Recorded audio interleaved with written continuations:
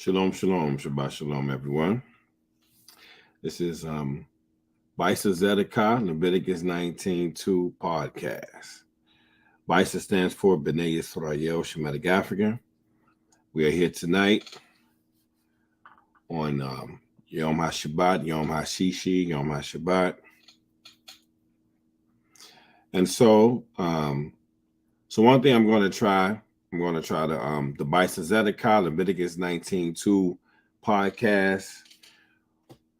And so I'm just trying to try a couple of new different things or whatever. So I think the podcast, that just helps me just get into whatever we want to get into. If we want to get into some biblical study, we want to get into some Shabbat bills. If we want to go over some verses, if we want to have a discussion, if we want to go over a Hebrew pictograph word or the word of the day or the night or whatever, I'm just opening it up so we can kind of get into some of that. So,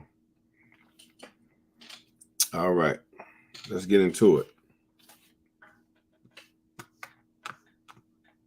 So since this is like the beginning of our year, because I know some of us just celebrated Pesach and Chag HaMatzot, Feast of Unleavened Bread. So we're kind of starting the year over. So we're going to kick the year off this way. And so I have the Bysa Tzedakah, Leviticus 19:2 podcast, but we're just going to go over a couple of visuals. Like I said, something we can have a discussion, talk about it. All right, here we go.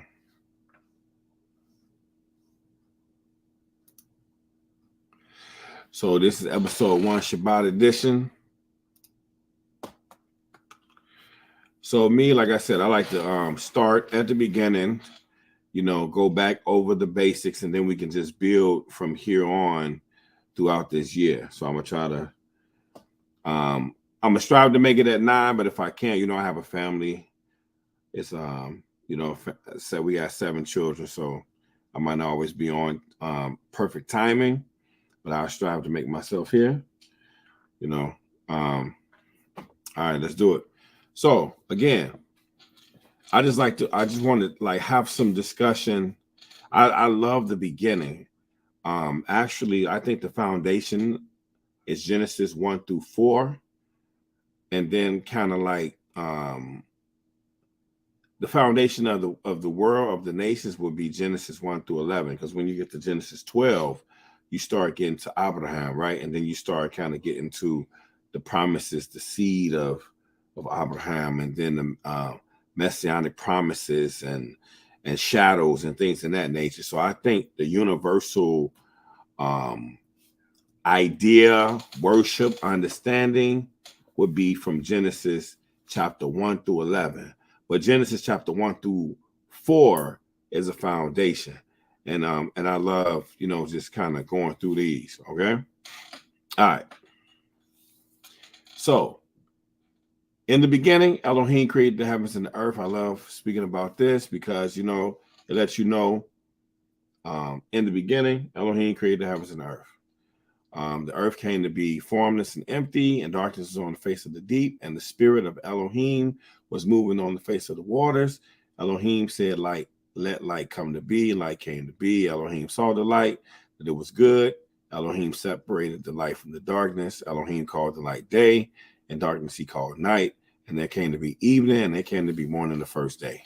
Elohim said, let an expanse come to be in the midst of the waters, and let it separate the waters from the waters. And Elohim made the expanse and separated the waters which was under the expanse from the waters which was above the expanse. And it came to be so. And Elohim called the expanse heavens, and there came to be evening, and there came to be morning the second day. And Elohim said, let the waters under the heavens be gathered together into one place, and let the dry land appear. And it came to be so. Elohim called the dry land earth, and the collection of the waters he called seas, and Elohim saw that it was good. And then here it says, in the beginning, Elohim created the heavens and the earth. So we see that in the Hebrew, Bereshit bara Elohim et hashemayim ve'et haaretz.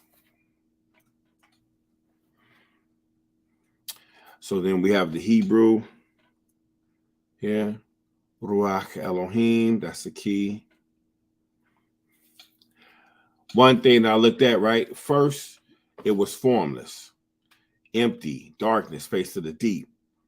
So it was formless, and then what he did was he separated. It was empty, and then he said, fill the earth and subdue it.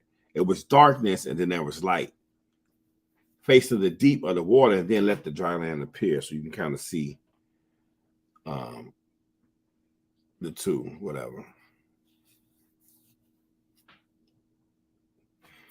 And then Elohim said, let light come to be, and light came to be. One thing I'm gonna start doing is I'm gonna start dealing with the Hebrew pictograph. So that's why I like to show the Hebrew, so that I can kind of go into the Hebrew pictograph, because it's right there, we can all see it. Like or, right? You have going from right to left, the second word, you have Aleph, you have Wa, and you have Resh. Or, which is light. In John chapter 1, it talks about the light. But in the Hebrew, the light is, right, the man that was nailed, the man of Elohim that was nailed, he's the light. Or the man of Elohim that was pierced, he's the light. All right. Elohim said, let earth bring forth grass. You know, I just like going over this because once we start going, like I said, it's the beginning of the year, so I'm just kind of starting us over in Genesis chapter 1. One thing I like about the scriptures is that because you have people that have these different theories, right? They have these different positions. And so I want us to just pay attention, be meticulous when you're reading, so you don't fall into these different theories and different positions. Elohim said, let the earth bring forth grass, the plant that yields seed. So we see seeded fruits in the fruit tree that yields fruit according to its kind, whose seed is in itself on the earth, and it came to be so. And the earth brought forth grass, the plant that yields seed according to its kind, and the tree that yields fruit, whose seed is in itself according to its kind. And Elohim saw that it was good, and there came to be evening, and there came to be morning the third day. And Elohim said, let lights come to be in the expanse of the heavens to separate the day from the night, and let them be for signs and appointed times, and for days and years, and let them be for lights in the expanse of the heavens to give light on the earth. And it came to be so. And Elohim made two great lights, the greater light to rule the day, that's the sun, the lesser light to rule the night, and the stars. Elohim set them in the expanse of the heavens to give light on the earth, and to rule over the day and rule over the night, and to separate the light from the darkness. Elohim saw it was good. And there came to be evening, and there came to be morning the fourth day. Elohim said, let the waters teem with shoals of living creatures, and let birds fly above the earth on the face of the expanse of the heavens. So again, we see et shani or shani ha ma'aret ha gedelim.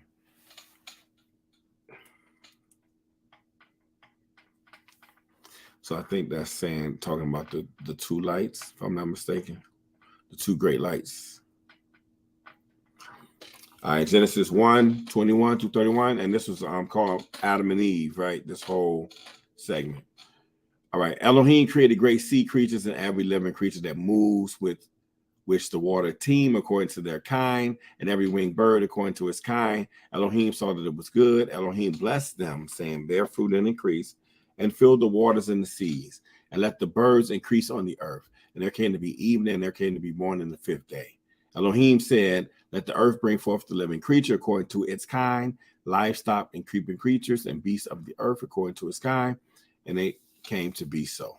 Elohim made the beasts of the earth according to its kind, livestock according to its kind, and all that creep on the earth according to its kind. Elohim saw that it was good. Elohim said, let us make man in our image, according to our likeness, and let them rule over the fish of the sea, over the birds of the heavens, and over the livestock, and over all the earth, and over all the creeping creatures that creep on the earth. Verse 27. And Elohim created the man in his image. In the image of Elohim, he created him, male and female, he created them. Elohim blessed them, as Elohim said to them, bear fruit and increase, and fill the earth and subdue it, and rule over the fish of the sea, and over the birds of the heavens, and over the creatures moving on the earth.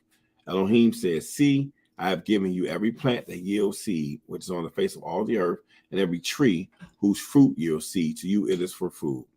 And to every beast of the earth, and to every bird of the heavens, and to every creeping creature on the earth, in which there is life, every green plant is for food. And it came to be so. Elohim saw all that he had made, and see, it was very good. There came to be evening, and there came to be morning, the sixth day. Now, we're talking about Adam and Kawah, right? You have Adam, and then we have the Paleo Hebrew. You have Adam, you have Ish. So Adam, that's his name, and Adam can mean first blood or the first door to the nations. You know, the first door to the blood. And then you have Kawah. Chet means protection. Wa means pierce the nail one, and Hey means behold. So it says, behold, the nail one is your protection. That's what Kawah means. Adam. Adam can mean the path and the blood of Elohim. One thing I love about Hebrew pictograph, it has so many different breakdowns. You have Ish, Aleph, Yod, Shin, and then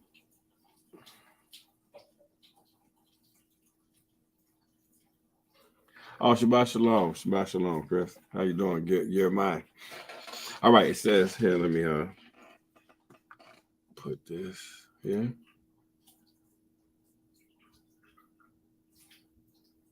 It says, do you believe, this is from Jeremiah, do you believe two great lights indicate the moon is numerous and not just being projected from the sun?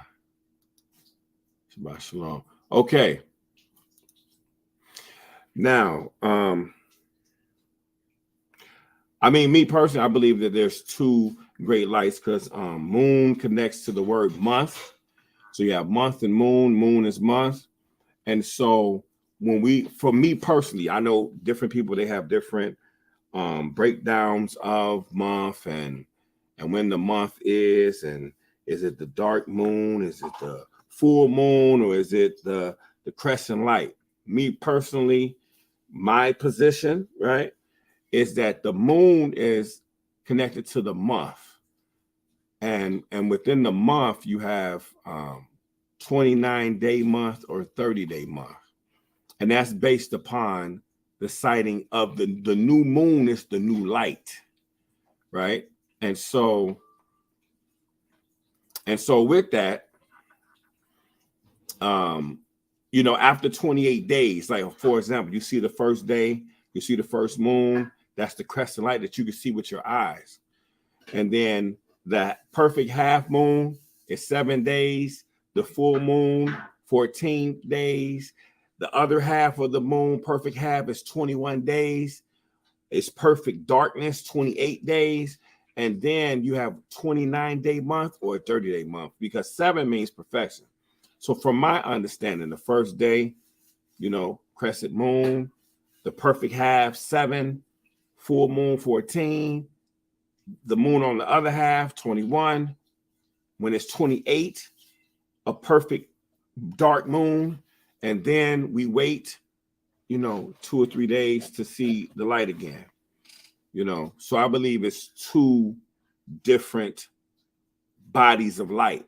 Like you have the sun and then you have the moon. But that's just from my understanding and my, you know, my perspective. So hopefully that answered the question. Let me say Shabbat Shalom.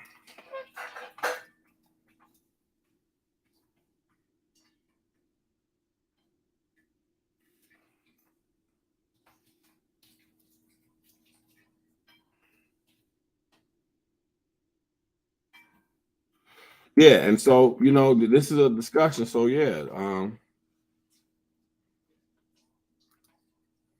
just want to say Shabbat Shalom.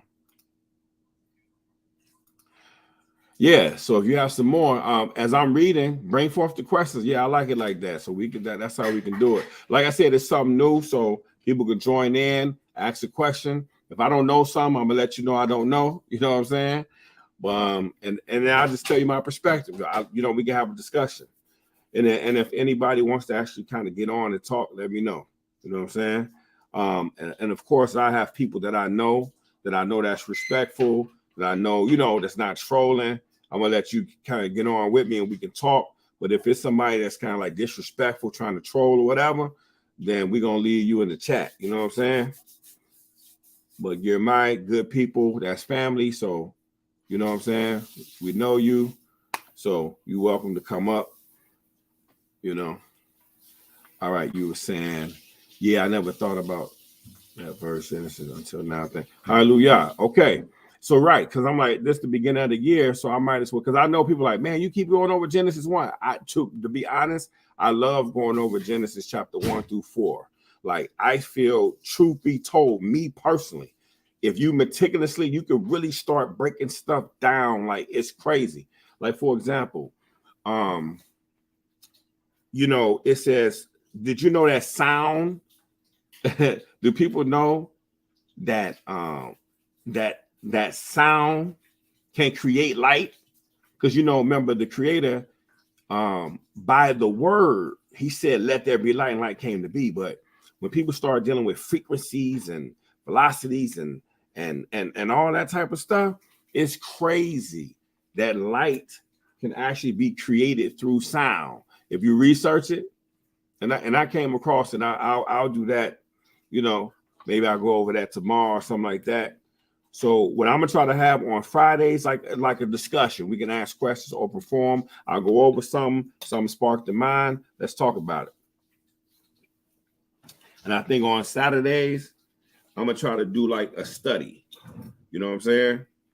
So that's kind of how I got it planned out. And then when I go into that Hebrew pictograph, that's going to open up. I believe that's going to open up the mind. You know what I'm saying? All right. So check this out. So we have Adam. So you got Aleph, which is Elohim. It can mean first. It can mean strong. Dalet, which can mean door. It can mean path. And Mem, that can mean blood. That can mean children. That can mean chaos. That can mean water. Right? And that can mean nations. Then you have Ish, which means husband and / man. Aleph is Elohim. Yod is hand. Sheen can mean destroy. It can mean two front teeth. It can mean consume. So Aleph and Sheen, but see, there's Hebrew words inside of a word. So Aleph Sheen means fire. It's Ish. That means fire. So Yod is hand. So Adam can mean hand in the fire, right? Aleph Mem is short for Aleph, and Mem is short for people, right?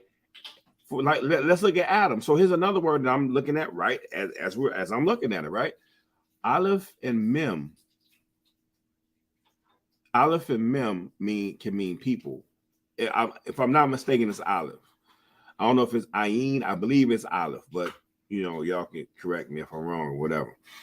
Okay, so then Dalet means door. So Adam can also means the door to the door to the people. Now if you look over at Kawa, Ket, that means fence, separation or protection. Wa means nailed one, pierced or pierced one. Hey means behold. So Kawa means behold, the nailed one is your protection, because I also think of things from a messianic perspective, from a Messiah perspective. So I'm going to always, I'm going to look at and see the Messiah in there. And then Isha, the bottom one, that means that's Aleph Sheen Hey. That's over under Kawa, the second word. Aleph can mean Elohim, Sheen can mean destroy, and Hey can mean behold. But Aleph and Sheen, that's fire. So you have fire in the name of Adam and fire in the name of Kuah. So that means male and female, they both express or it's revealed as fire. Fire is heat. You know, man has Yod and Kuah, she has a Hey. If you see the blue, Yod and Hey spells Yah. That's the name of our creator in Psalm 68:4. So the creator has shown you his blueprint when it comes down to man and woman. And it means fire. And the fire of Yah is the Ruach HaKodesh. That's the set apart spirit. You know. And then, of course, you see Africa and with the Middle East, right, with the Arabia. I know people have their different theories where Israel and Jerusalem is at, but Bysa Tzedakah Nation, us who is B'nai Israel Shemitic African, we believe that the Fertile Crescent is the Iraq-Iran-Kuwait border. We believe from the river Euphrates to the river Nile, it's the biblical land and borders of Israel. I'm gonna say this. I know everybody's coming up with different names of who Israel is, right? So somebody gonna have to tell me the name, because Noah had 3 sons: Ham, Ham, Shem, and Japheth, right? So some people say, well, Israel come from this part of Africa. I personally don't believe that, you know what I'm saying? And this is the name, and I'm like, well, I know Shem is one of Noah's sons, right? And I know B'nai Israel is Shemitic. So we can't play and act like Shemitic ain't real. You feel what I'm saying? And that location from the river Euphrates to the great river Nile, that's the land of Eden or Aden, which is the name of my daughter, my 7th child, Aden. And I know that name Eden or Aden exists in Hebrew and also exists in like Amharic and Tigrinya, the Habesha languages, our southern Shemitic family. Hebrews, B'nai Israel, Shemitic Africans, we're Africans, right? But we're central Shemitic. Our Habesha family, they're southern Shemitic. And we even have Cushites as our family. And we also have Egyptians as our family. So we love all our family. All right. So we believe that the Garden of Eden, eastward in Eden, Mesopotamia, Afro-Asiatic, the origin of civilization, Sumeria, Middle East, Shemitic lands, Genesis 2, 10 through 14, that area that's eastward in Eden. So we believe westward in Eden is the continent of Eden, right? Because Africa is Eden and Middle East is Eden. So Africa and Middle East is one continent, which we call Eden. Or we like to say Eden Echad, which means one Eden. The continent of Eden, westward Eden, is Africa, Hamitic lands, Genesis chapter 1, 26 through 31, and Genesis chapter 2, 5 through 9. Now, if you look at, there's just things that I looked at. If you look at from Genesis chapter 1 through chapter 3, right? And you look at some things, you have 19 different, I say 19 Elohim, right? You have Elohim created, Elohim said, Elohim saw, Elohim separated, Elohim called, Elohim made, Elohim set, Elohim has, Elohim blessed, Elohim among, Elohim completed, Elohim formed, Elohim planted, Elohim took, Elohim commanded, Elohim caused, Elohim knows, and Elohim sent. And then you also have the spirit of Elohim was moving.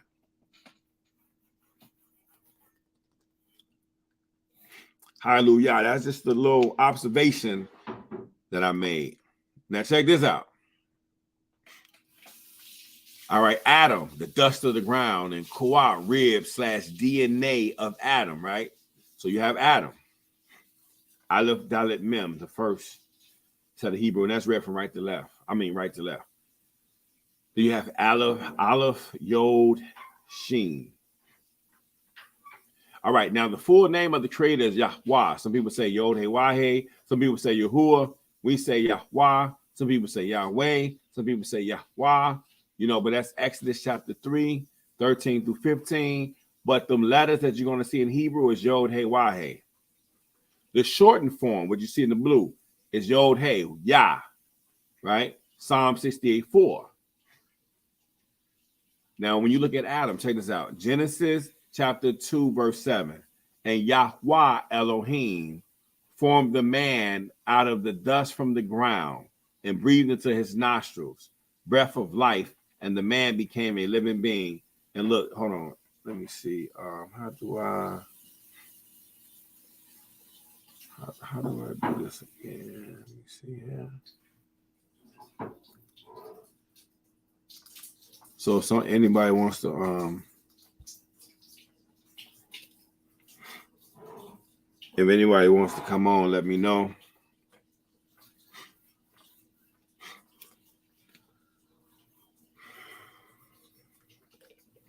All right.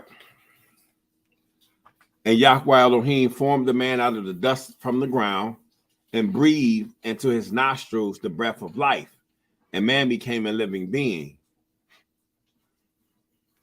And the beautiful thing about it, the word Adam, which is man, comes from the word Adam is in the word Adamah. Adamah means ground. So when you see Genesis 2:7, and Yahweh Elohim formed the man out of the dust from the ground, literally man comes from the ground. Now, one thing, people like evolution, they try to say that man evolved from apes, monkeys. That's racist, right? It's not the truth. Now, the land animals was made on the 6th day. But after all of those animals were already made, then Elohim said, let us make man in our likeness and in our image. So that lets you know Elohim already created the apes, he created the monkeys, he created the land animals. And then after that, he said, let us make man in our likeness and in our image. So let you know we do not come from fish. We do not come from none of these crazy things, man. We got to speak truth. All right, now look at Kawah. Genesis 2, 21 through 22. So Yahweh Elohim caused a deep sleep to fall on the man, and he slept. And he took one of his ribs and closed up the flesh in its place. Excuse me. And the rib which Yahweh Elohim had taken from the man, he made into a woman and brought her to the man.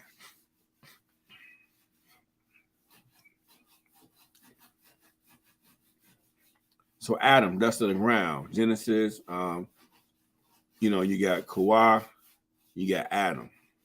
Oh, I think I got to switch that. I think I made a mistake there.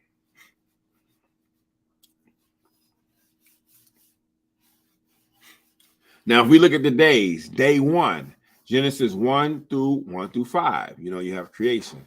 Day 2, Genesis 1, 6 through 8, the waters, Day 3, the grass, Genesis 1, 9 through 13. Day 4, Genesis 1, 14 through 19, the sun, moon, and the stars. Day 5, Genesis 1 through 20 to 23, you got the sea life. Day 6, you got the birds and the animal life and man. Genesis 1, 24 through 31.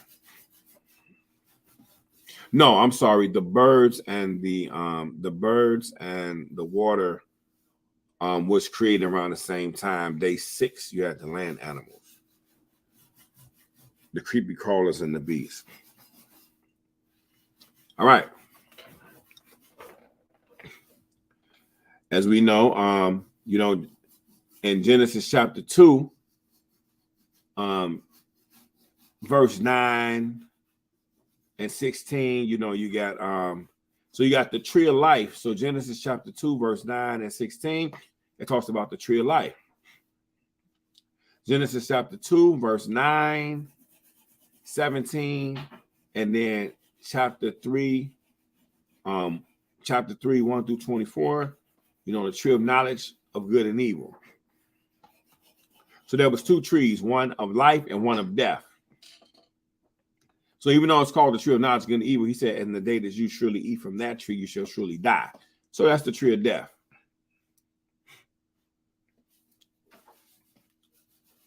So I just wanted to show about marriage. I wanted to show about biblical relationship dynamics. You got Genesis 2:18. It is not good for man to be alone. Genesis 2:18. I am going to make a helper for him as his counterpart, as their conegdo, suitable helper. As we see Yah, you have Psalm 68:4, you have Yah, you have Exodus 3:13-15, you have Yahweh.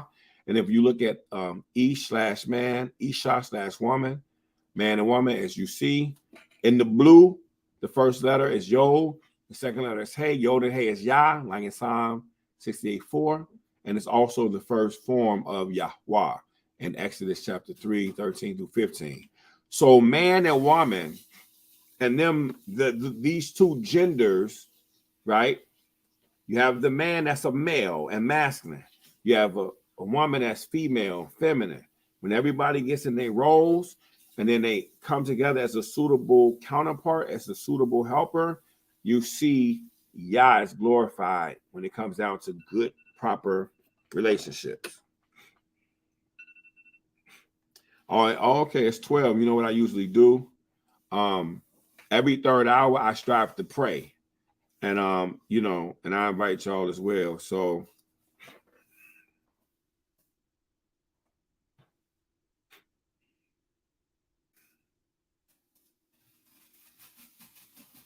every third hour is Bysa.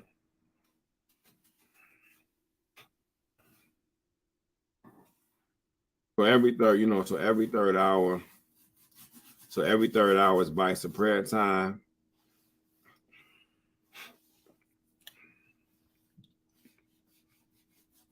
And I can tell you which one it is. Let me see. Hold on 1 second. That'll be the 6th third hour.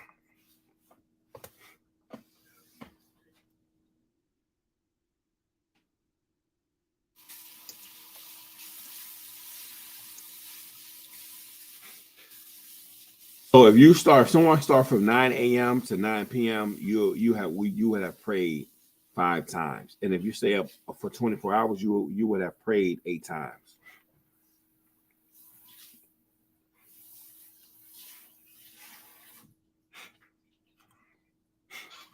All right, since we're at 12, I just want to say a quick prayer.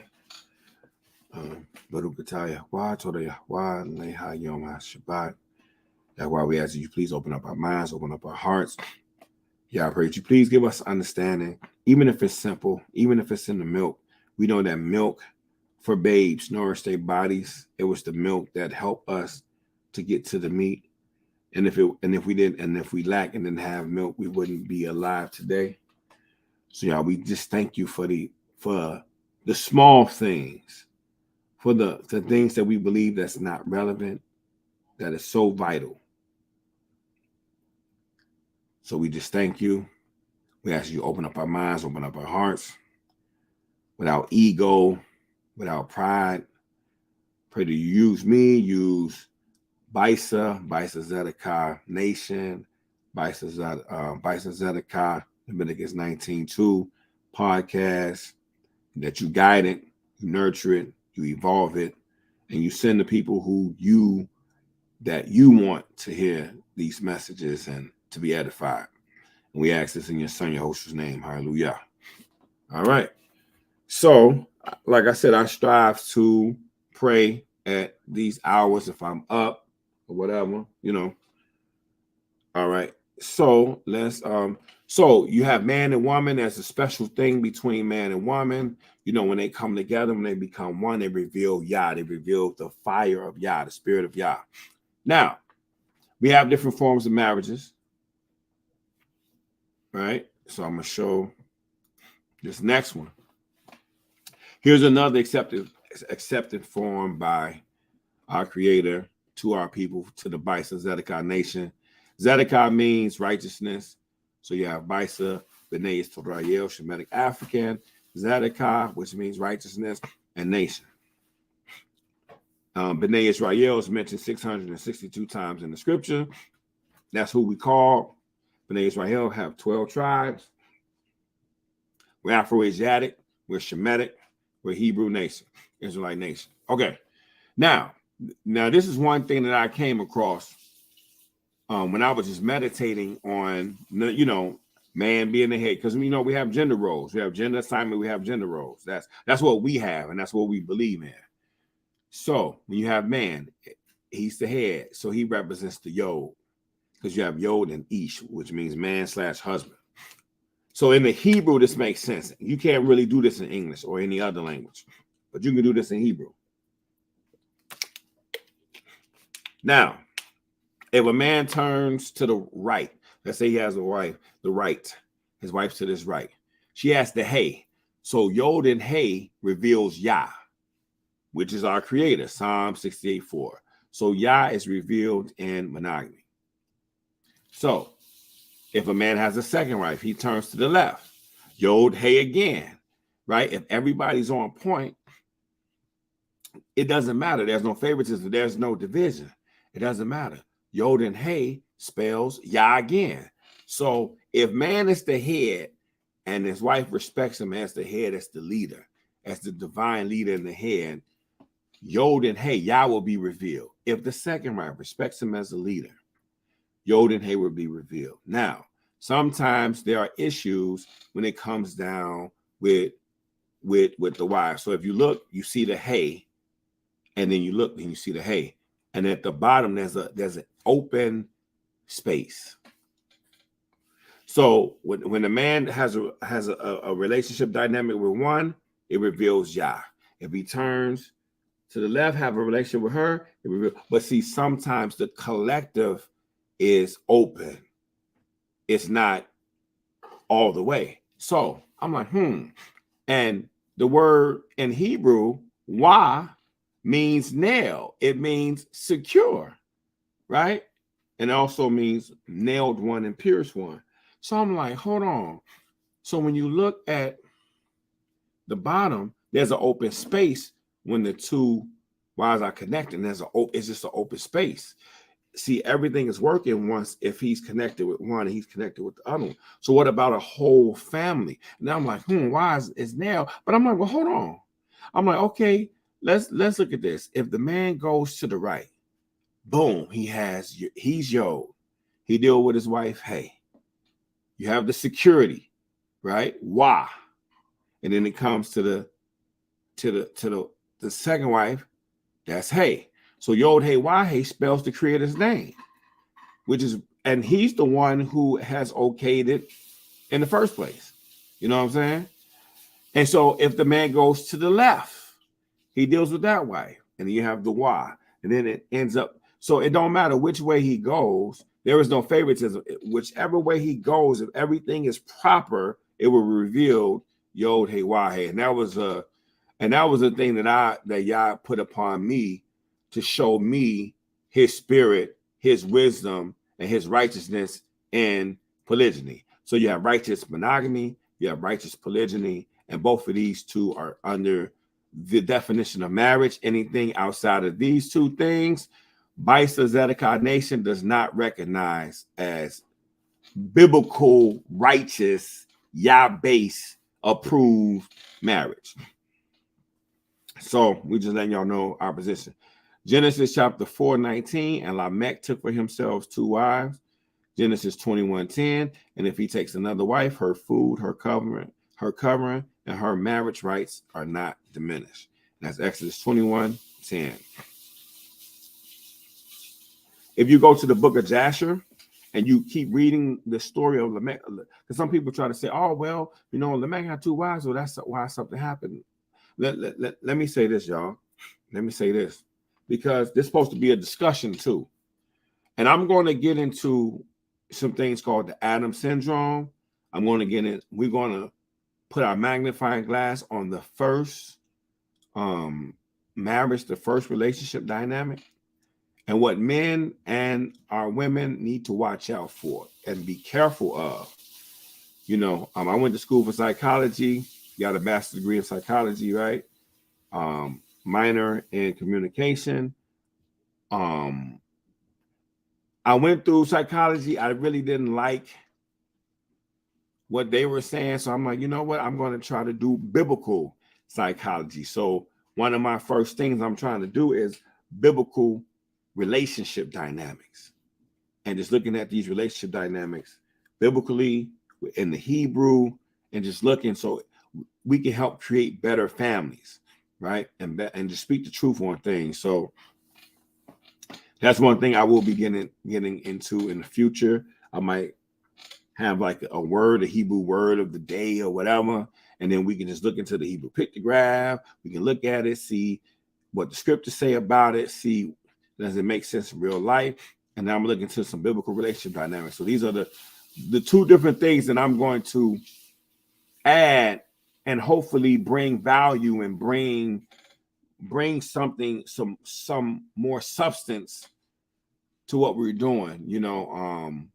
Like I said, it's not a law. You guys are invited to pray every 3rd hour. For those who are night owls, if you're up between the hours of 12 a.m., 3 a.m., 6 a.m., pray for you, pray for your family, pray for our people, pray for our nation, because that's the time when a lot of stuff goes on between the 12 a.m. to 6 a.m. time. So we need those people who are up, who are praying to Yah for protection, for guidance, for all that.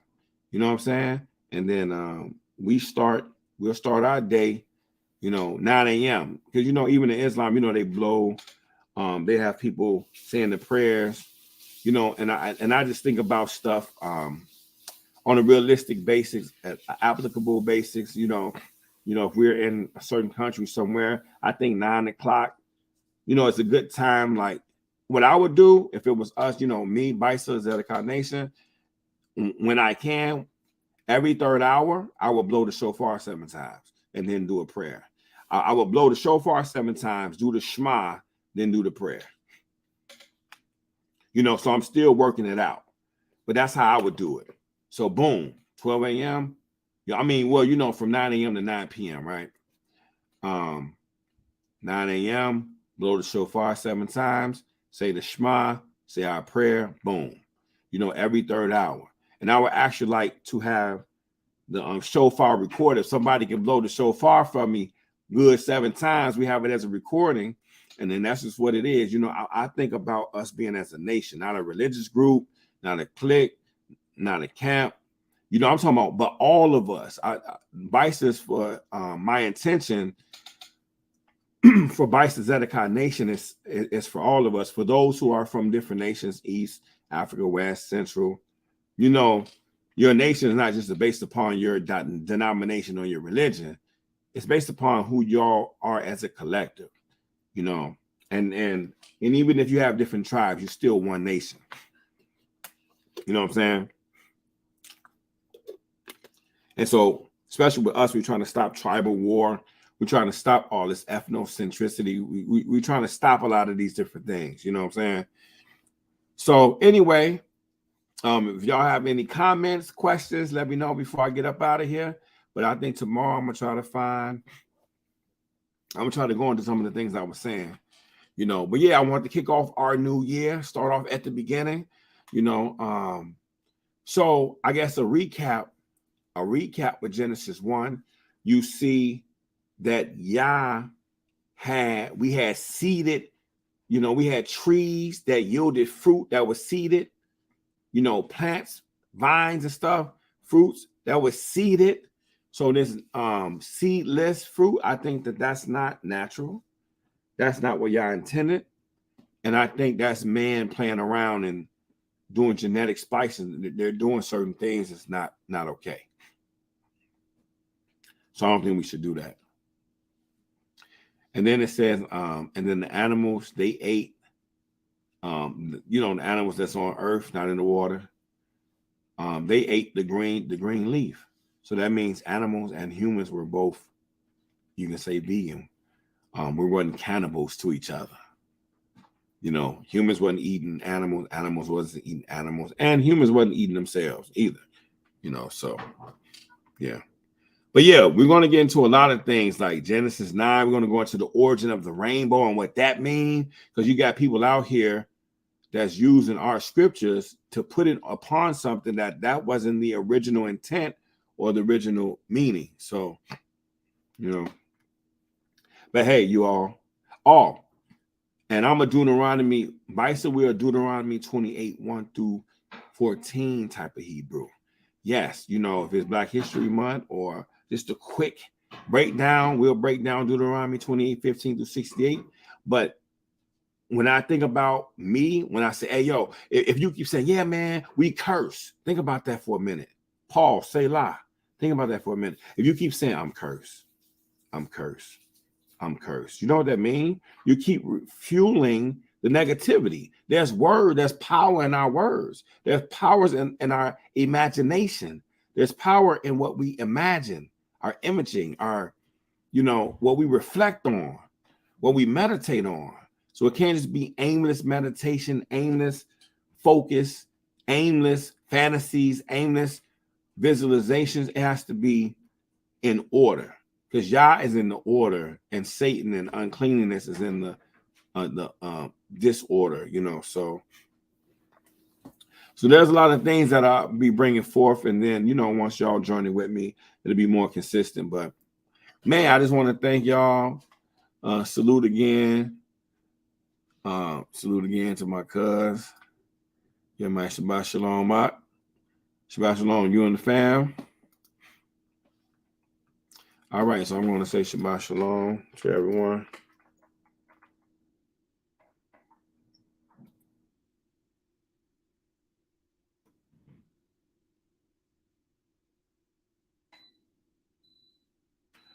All right, I wanted to say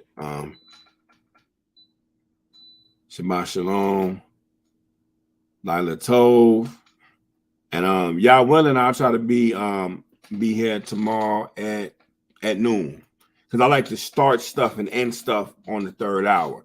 So, you know, if I was able to get on, I probably would have started at 9, and if it was a group of us and we want to discuss some things, I'd end at 12. If I get on at 12, I probably end at 3 or sooner, you know. But yeah.